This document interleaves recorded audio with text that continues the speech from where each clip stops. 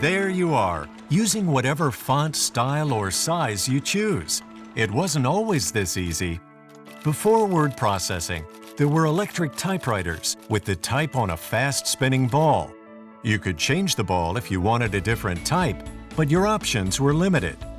Before the electric typewriter, manual typewriters had the type on bars, which responded to the stroke of a key and punched into an ink ribbon.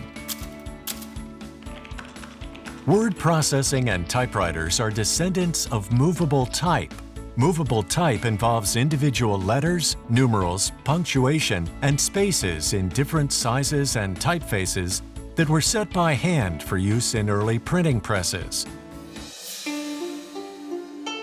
Bi Sheng, a commoner who lived in 11th century China, invented movable type.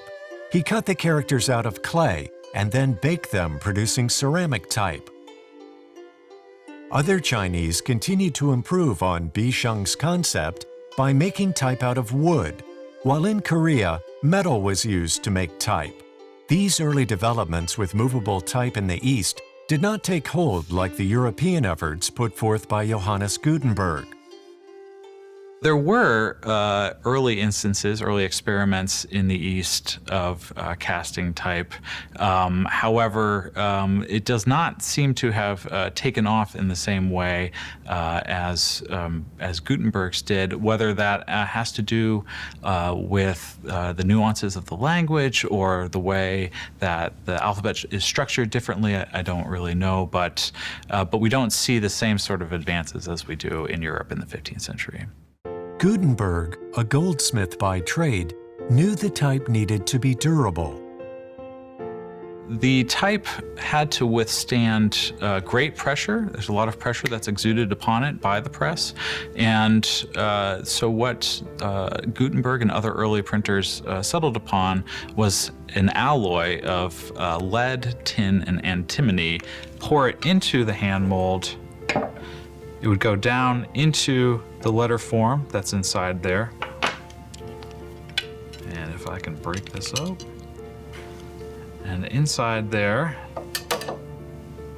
is the actual piece of type with this jet. And this is one of the important things about the alloy that's used, is that it's very quick drying, quick setting.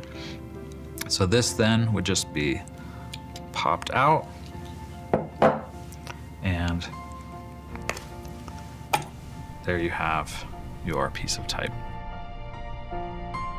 So now we've cast one piece of type, but that's not going to be nearly enough for us to print our Bible. And so we would do this again and again and again, not just for this letter, but all the letters that we're going to need, as well as numbers, spacing material, all forms of punctuation.